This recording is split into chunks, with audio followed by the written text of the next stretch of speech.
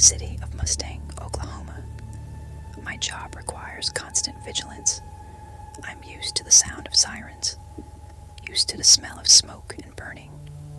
I'm the fire chief in Nichols Hills. My shift is pure chaos, but when I cross the threshold of my home in Mustang, everything should be different. It is quiet here. It is safe here. The September evening turned out to be chilly. I am tired. My shoulders ache from the tension. I just want to sit on my favorite couch in the living room. I take off my uniform. The house smells of ordinary domestic comfort. Rebecca is somewhere nearby. We have been married for a long time. Yes, lately something has broken between us. She has become cold. She is often on her phone, hiding the screen, smiling at some thoughts of her own, but I try not to think about it. Marriages go through ups and downs. I am sure we will get through this. I sit on the couch. The TV is muttering quietly in the background. The light is dim. I close my eyes, just for a couple of minutes. I hear footsteps in the house. It is Rebecca. I don't open my eyes. I feel absolutely safe. I hear her walking towards the garage or the laundry room. Ordinary household sounds. Then the footsteps return. They stop right next to me. I want to open my eyes and ask what she is doing, but I don't have time. A sharp, deafening pop. Pain pierces my head. The world around me explodes with sparks. I do not understand what happened. I try to open my eyes, but I only see a blurry silhouette. The silhouette of the person I loved my whole life. Why? What did I do wrong? I cannot speak. I cannot breathe. I hear her voice somewhere in the distance. She is not screaming in terror. She is not calling for help. Her voice sounds far too calm. The darkness consumes me. Part 2. Through the eyes of the perpetrator, Rebecca Bryan. No one knows how tired I am. Everyone looks at us and sees the perfect family. Keith is a local hero, the fire chief, a respected man, and I am just his shadow. I have to smile at receptions. I have to maintain the image. But inside, there has been an emptiness for a long time. I found comfort elsewhere. Other men give me what he cannot. They see me as a woman. They write me messages that make me feel alive. But Keith is in the way. A divorce takes a long time. It is a scandal. It is a division of property. I will lose my status. I do not want to lose anything. I want to have it all. I have thought it all through. In my closet lies a Ruger 380 caliber pistol. Tonight, everything will end. He is sitting on the couch, relaxed, unsuspecting. I put a latex glove on my hand. I take the pistol. My heart is beating evenly. No panic. Only cold calculation. I walk up to him. He doesn't even open his eyes. He trusts me so much. It's almost funny. I raise the gun, aim at his head, pull the trigger. A loud gunshot shatters the silence of the house. He flinches. His body goes limp. It is done. Now I need to act fast. I go to the laundry room. I take a blanket. I throw the gun and the spent casing right into the dryer. The latex glove goes in there too. No one will look there. Now I must play the role of the grieving wife. I dial 911. I put panic into my voice. Help! My husband has been shot. I tell the dispatcher a fabricated story. I say a young guy broke into the house. He came in through the garage. He shot Keith. And then he apologized. Said Keith should have hired him at the fire department. The perfect legend. A disgruntled applicant. The police will believe it. The ambulance arrives. They take Keith away. I follow. While we are driving to the hospital, I get bored. I take out my phone. I text my lovers. I send them pictures. Ask how they are doing. Keith is dying on a hospital bed, and I am thinking about who I will spend next weekend with. I'm free. Or so I think. A few days pass. The police call me again. They want to ask additional questions. I agree with pleasure. After all, I am a grieving widow. I have nothing to hide. I come in for questioning. I sit across from the detective. I repeat my story. Young guy. Garage. Revenge for being denied a job. I have told this story more than once now. Every time with the same details. I think I sound convincing, but the detective looks at me strangely. He asks the same questions, but each time slightly differently. I don't understand why he is doing this. Then he shows me a printout. These are my text messages, the ones I sent on the way to the hospital.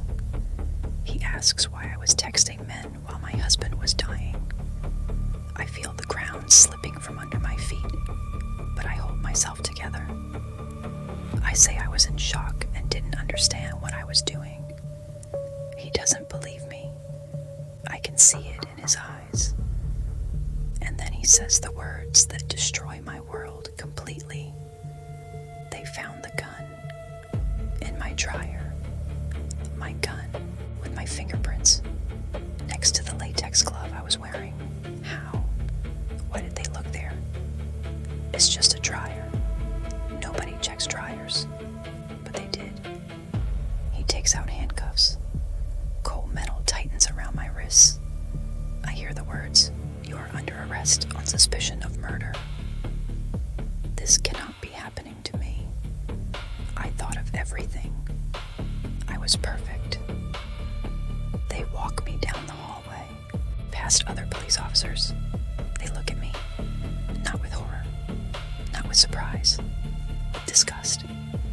They photograph me, take my fingerprints, take my belongings, my phone, my jewelry, my purse, everything that made me who I was.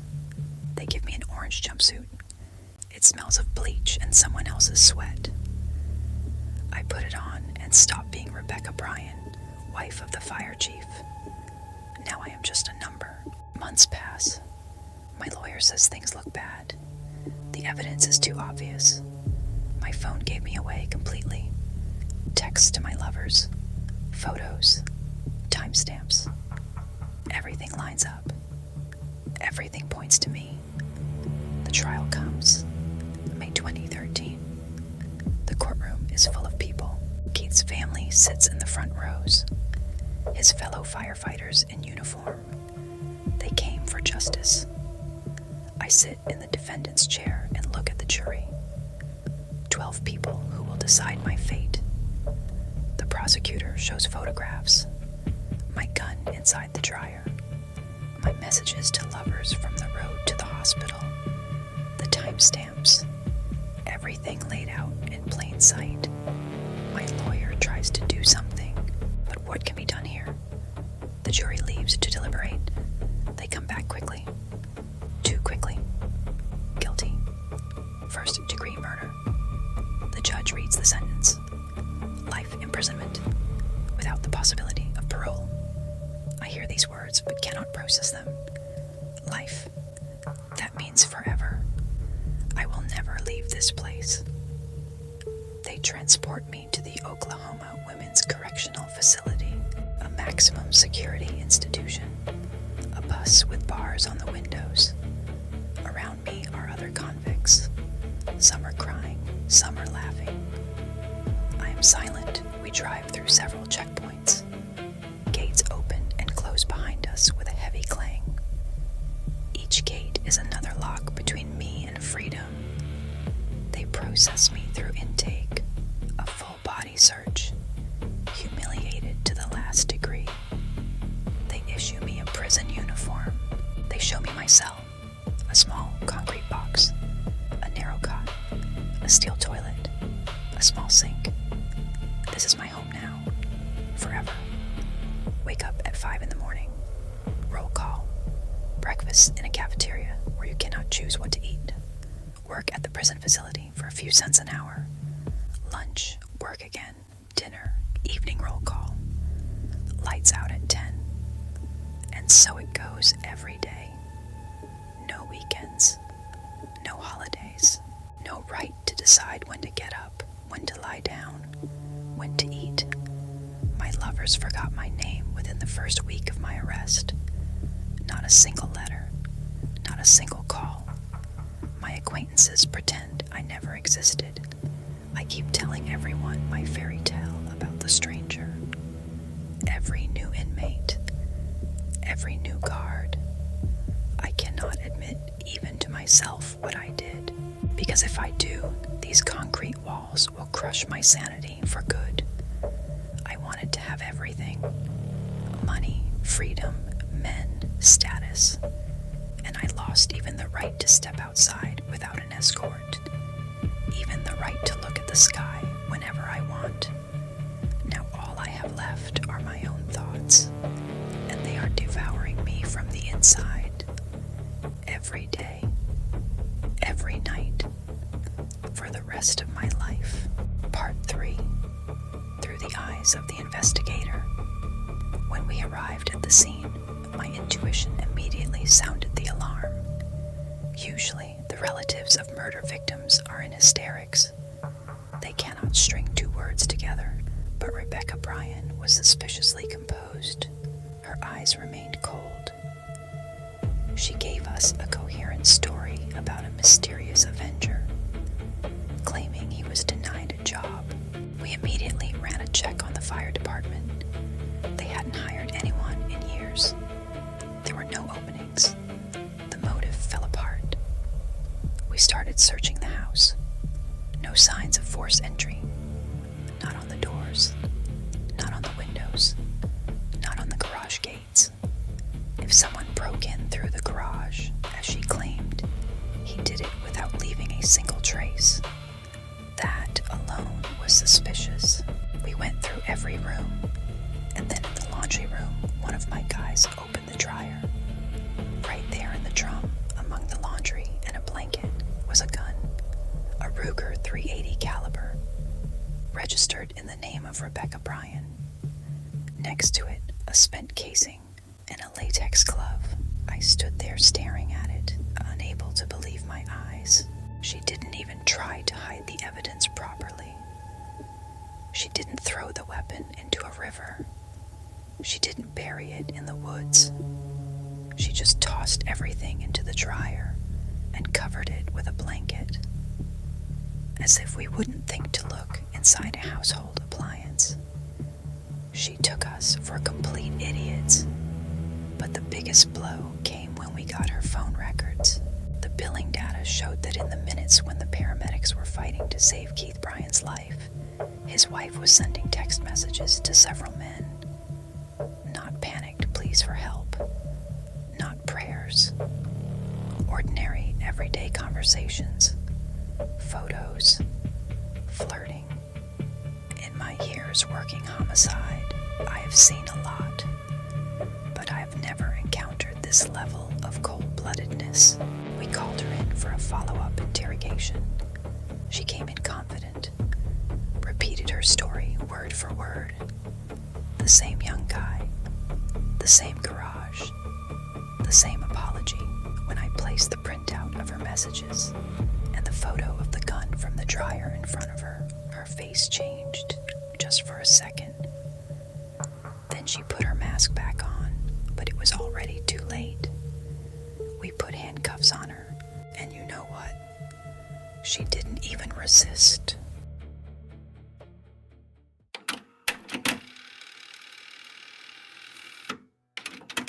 It is hard to believe that a person can be so cold-blooded. Let's step out of these roles. We just lived through this story through the eyes of 3 different people. And before we move on to the dry facts of this case, we need to stop and understand how such a mind works. Because this is not just a scary story. This is a real mechanism that exists among us. And everyone who goes down this path will face the exact same fate. A concrete cage, a life sentence, a total loss of everything human. Punishment is inevitable and fair, and no perfect plan has ever saved a criminal from justice. How can a person kill their spouse and within minutes calmly text their lovers? What is happening inside such a person?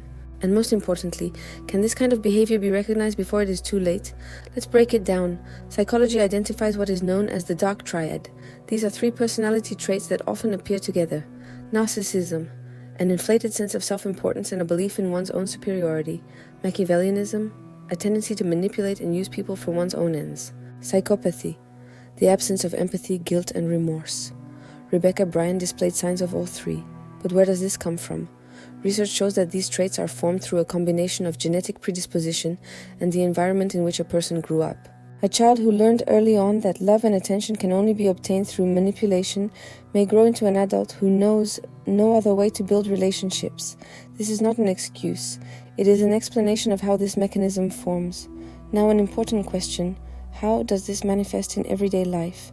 Because such people don't walk around with a sign on their foreheads. They look normal. They are charming. They know how to make an impression. But there are specific patterns worth paying attention to. The first pattern is devaluation. At the beginning of a relationship, this type of person idealizes you. You are the best, the most beautiful, the smartest.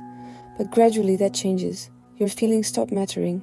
Your achievements are mocked. Your opinion is ignored. You transform from a person into a function. This is exactly how Keith Bryan went from being a husband to being an obstacle. The second pattern is pathological lying. Not just lying for personal gain, but lying as a way of existing. Rebecca lied to everyone at the same time. Her husband, her lovers, the police, the 911 dispatcher. She lied so easily that she believed her own stories. If you notice that someone close to you lies even when there is no need to, that is a serious red flag. The third pattern is the absence of remorse. A normal person, having made a mistake, feels guilt. It is an unpleasant feeling, but it is protective. It prevents us from causing harm again and again. In people with psychopathic traits, this mechanism is broken. They may apologize, but only because it is beneficial. Not because they are truly sorry. Rebecca did not feel a drop of remorse. Her only concern was saving herself. The fourth pattern, and perhaps the most insidious, is the mask of sanity. A term introduced by psychiatrist Hervey Cleckley back in 1941. Such people perfectly imitate normal emotions. They smile when they need to smile. They cry when they need to cry. But behind the mask there is emptiness. Rebecca's mask slipped on the way to the hospital when she took out her phone and started texting her lovers. It is in these uncontrolled moments that the true nature reveals itself. But these patterns are not only found in murder stories. They can appear in your everyday life. At work, when a colleague systematically takes credit for your achievements and genuinely believes they have the right to do so. In friendships, as when a person uses you only when they need something and the rest of the time you don't exist to them. In families, when a parent controls every step a child takes and punishes any display of independence. It is important to understand the presence of 1 or 2 signs does not make a person a psychopath. But if you consistently observe a whole set of these patterns, it is reason to think. And most importantly, observe not only those around you, but yourself. Each of us is capable of manipulation. Each of us sometimes devalues the feelings of others. The difference is whether we are aware of it and whether we want to change it. If you notice such tendencies in yourself, that is not a sentence. It is a signal to seek help. And here it is important to speak directly. If you are in a relationship where you feel constant control, devaluation, or manipulation, please do not wait for the person to change on their own. Contact a psychologist or psychotherapist. Call a domestic violence hotline. Talk to someone you trust. The first step is awareness. The second is action. Do not let the illusion become your trap. And now, to give you the full picture, here are the dry facts of this case. No emotions, no immersion, only what remains in the official records. Victim, Keith Bryan, 52 years old, Fire Chief of Nichols Hills, Oklahoma, a respected member of the community, a father and a husband. Perpetrator, Rebecca Bryan, the victim's wife. Date of the crime, September 20th, 2011. Location, City of Mustang, Oklahoma, United States. The Bryan family's private residence. Investigation details. Rebecca Bryan called 911 and reported that an unknown male in his 20s had entered their home through the garage, shot her husband, and stated that Keith should have given him a job at the fire department. Police established that the Nichols Hills Fire Department had not posted any openings and had not hired new employees for several years. completely dismantling the vengeful applicant theory. During a search of the home, investigators found no signs of forced entry on any doors, windows, or garage gates. The murder weapon, a Ruger .380 caliber pistol registered in the name of Rebecca Bryan, was found inside the drum of the dryer in the laundry room, along with a spent casing and a latex glove. Analysis of Rebecca's mobile phone billing data revealed that she had been sending text messages and photos to several men while en route to the hospital where her husband was dying. The investigation established that Rebecca had been maintaining several extramarital affairs over an extended period of time. Court outcome: in May 2013, a jury in Canadian County, Oklahoma, found Rebecca Bryan guilty of first-degree murder. The jury required minimal time to reach its verdict. She was sentenced to life imprisonment without the possibility of parole. Rebecca Bryan is serving her sentence at the Oklahoma Women's Correctional Facility, a maximum security institution. She continues to maintain her innocence and claims her husband was killed by an unknown intruder. All appeals have been denied to date. We often build these little room boxes on this channel. We build walls, paste wallpaper, arrange tiny furniture. We create the illusion of a perfect home. But the story of Keith Bryan reminds us of a terrifying thing. Sometimes the most dangerous people don't hide in dark alleys. They sit with us on the same couch. They smile at us over breakfast. The illusion of safety is just an illusion. It is important for us to break any romanticism around crime. Rebecca Bryan is no evil genius, not a cunning strategist.